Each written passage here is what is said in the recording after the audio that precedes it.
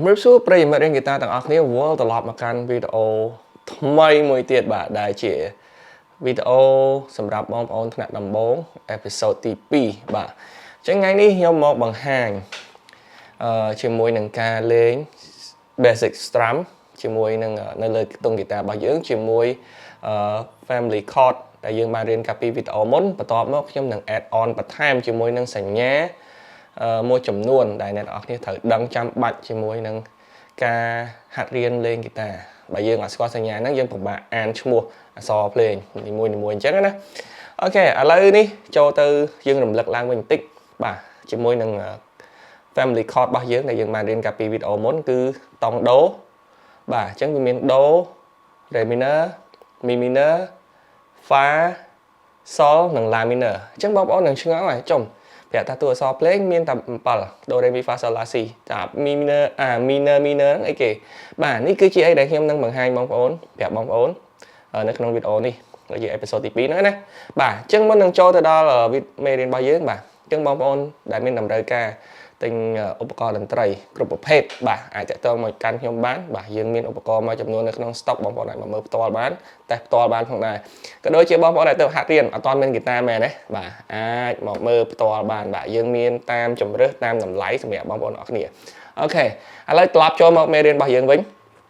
អញ្ចឹងពាក្យថា minor តំណាងដោយអក្សរ m ទូចអញ្ចឹងឈ្មោះវាគឺ minor ហ្នឹងប្រជាប្រាំង minor ជាអង់គ្លេសអញ្ចឹងទៅអញ្ចឹងដូចតែគ្នាទេមួយហានតម្រងជាប្រាំងមួយជាអង់គ្លេសអញ្ចឹងទៅបាទអញ្ចឹងយើងយកអក្សរយកមកផ្គុំចូលគ្នាអញ្ចឹងដូចជាឧទាហរណ៍អក្សរré តាំងដល់អក្សរ d ដល់ពេល ré ដាក់អក្សរ m ទៅយើងបានថា ré minor បាទអញ្ចឹងអក្សរភ្លេងស្រួលមែនតើក្នុងការហាត់រៀនក្នុងការអានណាបាទគឺអានឈ្មោះវាបញ្ចូលគ្នាតែម្ដងបាទអញ្ចឹងឥឡូវនេះសញ្ញា2ទៀតដែលខ្ញុំនឹងបង្ហាញបងប្អូនទាំងអស់គ្នាគឺសញ្ញា dièse អង់គ្លេសអានថា sharp ប្រាំងអានថា dièse អញ្ចឹងសញ្ញាវាមានរាងទ្រង់ជ្រូកសញ្ញាមួយទៀតអក្សរ b ទូចប្រាំងអានថា bemol អង់គ្លេសអានថា flat បាទអញ្ចឹងន័យរបស់សញ្ញាទាំងពីរនេះ dièse មានន័យថាឡើងកន្លះ bemol មានន័យថាចុះកន្លះថយកន្លះណាអញ្ចឹងdièse ឬក៏ sharp មានន័យថាឡើងកន្លះ bemol ឬក៏ flat មានន័យថាថយកន្លះនៅលើខ្ទង់ហ្គីតារបស់យើងរាប់ពីឆ្វេងមកស្ដាំអញ្ចឹងមានថាពីឆ្វេងមកស្ដាំណាយើងអានថាឡើងពីស្ដាំទៅឆ្វេងយើងអានថាចុះណាបងណាអូខេអញ្ចឹងតោះឡើយណាមែនតើនេះគឺជាចំណុចសំខាន់សម្រាប់អ្នកនរគ្នាដែលត្រូវចងចាំអូខេឥឡូវយើងចូលមកការលេង basic strum របស់យើងនៅលើហ្គីតាអញ្ចឹងអ្នកនរគ្នាពីវីដេអូមកអ្នកនរគ្នាបានស្គាល់ក្នុងការចេះលេងអាក័រនេះណាដាក់ដៃលើអាក័រអញ្ចឹងហាត់ណាមើលវីដេអូមួយហាត់អញ្ចឹងយើងដាក់ដូ basic strum របស់យើងធម្មតាបត់ជាច្រើននៅលើអញ្ចឹងនិយាយថាអីជាច្រើនដែលយើងលេងជាប្រចាំគឺចង្វាក់4លើ4អញ្ចឹងវាមានចង្វាក់ច្រើនប៉ុន្តែឥឡូវខ្ញុំលើកចង្វាក់4លើ4មកបង្ហាញអ្នកនរគ្នាអញ្ចឹងគឺការ strum របស់យើងណាដំបូងគឺយើងត្រូវមានកញ្ចក់ដែរមាន pick អញ្ចឹងទៅប៉ុន្តែឥឡូវខ្ញុំអត់មានខ្ញុំឧទាហរណ៍ដៃផ្ទាល់អញ្ចឹងយើងចេះ1 2 3 4ដោយសារបត់យើង4លើ4អញ្ចឹងយើងលេងការកេះចង្វាក់របស់យើង4នៅអាក័រនីមួយសិនណា1 2 3 4ព្យាយាមដាក់ដៃលើ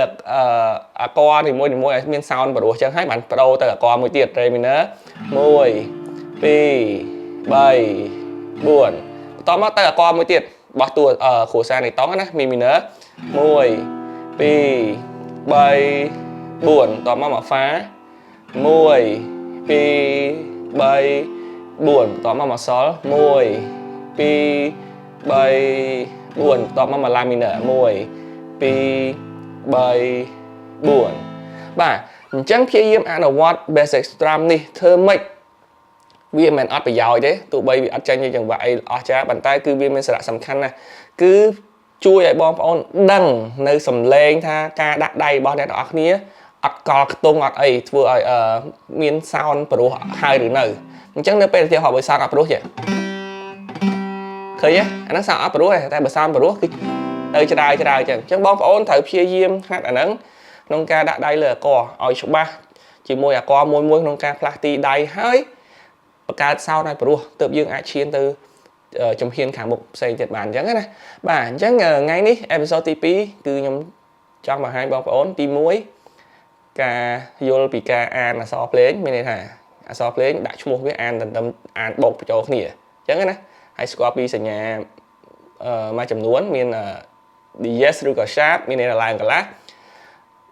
bemol ឬក៏ flat មានន័យថាថយកន្លះហើយស្គាល់ពីការរាប់លើខ្ទង់ហ្គីតារបស់យើងអញ្ចឹងទៅណាហើយការ basic strum បាទនេះគឺជា episode ទី2អ្នកទាំងអស់គ្នាព្យាយាមហាត់ចងចាំ episode ទី1ចងចាំ episode ទី2នេះឲ្យបានច្បាស់អ្នកទាំងអស់គ្នានឹងយល់ហើយបន្ទាប់មកពេលទៅ episode មេរៀនបន្តបងប្អូននឹងងាយស្រួលក្នុងការអនុវត្តជាមួយនឹងមេរៀនថ្នាក់ដំបូងរបស់យើងអញ្ចឹងណាអូខេអញ្ចឹងថ្ងៃនេះខ្ញុំមានតែប៉ុណ្្នឹងចែកជូនអ្នកនរគ្នាហើយយើងនឹងជួបគ្នានៅ episode ទី3បាទជម្រាបលា